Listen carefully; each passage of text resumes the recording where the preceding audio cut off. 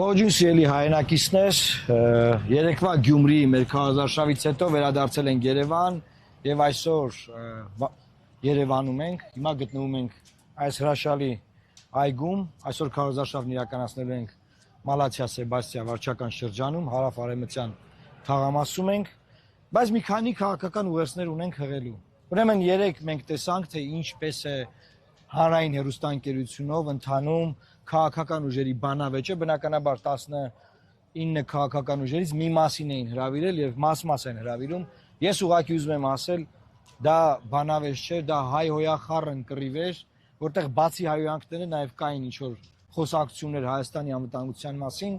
որը բացարձակապես Հայաստանի անվտանգության մասին չէր։ Եվ ուզում եմ մեր ժողովրդին այս բանավեճի օրինակով ցույց տալ,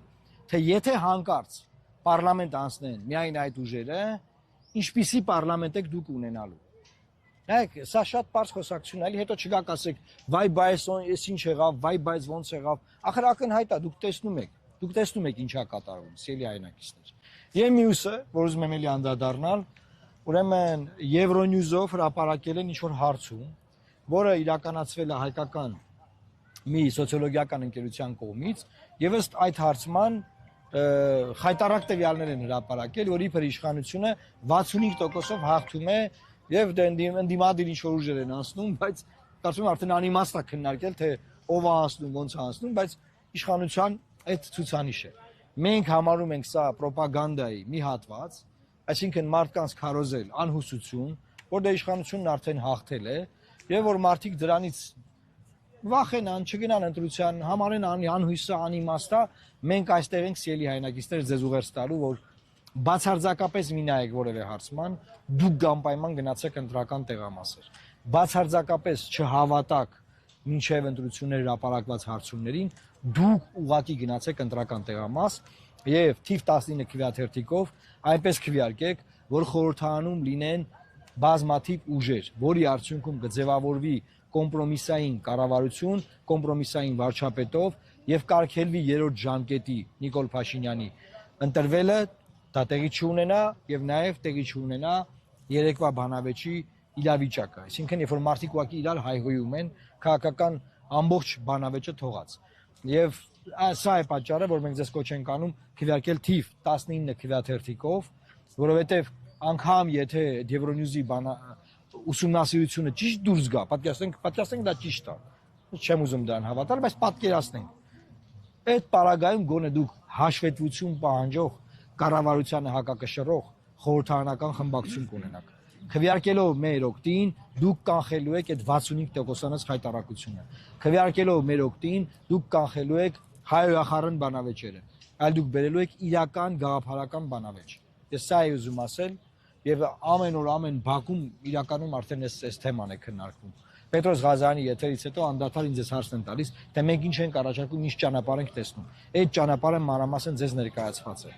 Կարպիս երրորդ ժամկետի մասին, որ ասացիք, պարոն Մարուկյան, այսինքն պարզվում է, որ այն ինչ որ չէր կարելի Սերժ Սարգսյանին, կարելի է Նիկոլ Փաշինյանին եւ շատ-շատերը, շատ գործընկերներ, այ միջազգային գործընկերներ ուզում են դրա վրա աչք փակեն։ Ինչը անթույլատրելի է, ուզում եմ հիշեցնել, որ 2018 թվականին մենք Սերժ Սարգսյանի համար փոքրիկ դրամահավաք կազմակերպեցինք, որպեսզի փող ունենա գնա թոշակի եւ եթե անհրաժեշտություն լինի մի հատ դրամահավաք Նիկոլ Փաշինյանի համար անենք, որ ինքն էլ թողնի գնա թոշակի, արդեն 2 ժամկետ կառավարելա ու դժվար թե նրա երևակայությունը կամ ուժերը հերիք են ինչ որ նոր մի բան ստեղծել։ Իդեպ ի հակադրություն այս երրորդ ժամկետ չգնալու պնդման հաճախ բերում են եվրոպական երկրների օրինակը, մասնավորապես Անգելա Մերկելի, եւ այս օրինակը բերողներին ուզում եմ ասել, ժողովուրդ ջան, դուք լուրջ եք։ Դուք ասիկան ձեր Նիկոլին համեմատում եք Անգելա Մերկելի հետ, որը ահռելի ծառայություններ է մատուցել ինչպես Գերմանիային, այնպես էլ ամբողջ Եվրոպային, դառնալով ըստ էության Եվրոպայի երկրորդ երկայնացյալ լեդին։ Այս առումով նույնիսկ գերմանական օրինակով սա շատ բան է, քիչ հանդիպող օրինակ է, որ 10 տարուց ավել մեկը կառավարի, տեսնում ենք, որ կանցլերները մեկը մյուսին են հաջորդում արագ, տապալելով իրենց արժեվ դրված խնդիրներին, այնպես որ հստակ է ու աներկբա, որ Նիկոլ Փաշինյանը չպետք է գնա երրորդ ժամկետ։ Գանք այդ բանավեճին, ես տեսա այդ բանավեճը, որը խայտարակություններ եւ իսկապես ճիշտ եք ասում, Մարդիկ թող տեսնեն այդ բանավեճը եւ հասկանան, թե ինչ է իրենց սպասվելու առաջիկա 5 տարիներին։ Եթե որպես առանձին վերցված դրվագ վերցնենք եւ դա պետության եւ ազգի ճակատագրի վրա ազդեցություն չունենար, հա, լավ է, կնայենք, կծիծաղային, գարեջուր կխմենք պոպկորնով, բան չիպսով, բայց այդ ծեծկրտուքի եւ այդ հայախառն լկտի այդ խուլիգանական միջավայրում մեր պետությունը նորից ունենալու է կորուստներ, նոր ատոմական չենք ունենալու, վատթարանալու են հարևան բարեկամական երկրների հետ հարաբերությունները եւ Հայաստանը չի կարողանալու դիմագրավել իր արժեվ ծառացած մարտարավերներին։ Հենց չէ որ առանձին վերջած կնայենք, ուրախանանք, ասենք ինչ լավ կլոուններ են։ Եվ հիմա մենք ինչի համար ենք ձայն ուզում, առաջիներթին ձայն ենք ուզում, որ վերցնենք որ դուրս շպրտենք դրանց։ Այդ ովքեր են այդ կենթանիները։ Այս ինչ են անում այս ժողովրդի հետ։ Այսինքն հայ ժողովրդի բանը 80%-ը բարձրագույն կրթություն ունի։ Այդ խուլիգան հանցագործ դրանց արժանի հայ ժողովուրդը։ Դրանք պետք է որոշեն երկրի ճակատագիրը։ Մենք քվե ենք ուզում, վստահություն ենք ուզում հայ ժողովրդի, որ դրանց վերցնենք ու շպրտենք դուրս, ոնց եք ասում, շլնքից բռնած։ Շլնքից բռնած։ Եւ մենք արդեն ցույց ենք տվել, որ դա մենք կարող ենք անել։ Այն հայտնի ռոպագանդիստի պորտատեղադրման ակցիան վկայությունն է, որ մենք ի վիճակի ենք, ունենք գիտելիքներ, ունենք համապատասխան ուժ եւ կամք, ինչ որ մեկին իր տեղը ցույց տալու։ Եվ եթե ունենանք քվե, այդ լկտի անասնային արարածների տեղն էլ ցույց կտանք եւ ամեն մեկը իր տեղը կիմանա եւ իր հիմար գանգուղեղով չի խեղես ժողովրդի եւ ազգի ճակատագիրը։ Դրա համար ենք քվե ուզում առաջին հերթին եւ մենք դա կարող ենք անել եւ այս ամենը անելու համար միլիարդ պետք չի եւ ոչ է պետքա տիրապետել ԱԱՑ-ին։ Ընդհանրապես պետքա խելք եւ կարողություններ եւ ես ուզում եմ հույս հայտնել, որ հայ ժողովուրդը եւ հայ քաղաքական համակարգը հերթական անգամ չի կանգնի նույն փոսխի առաջ։ Չի կանգնի նույն փոսխի վրա։ 21 թվականին կանգնեցին այդ փոսխի վրա։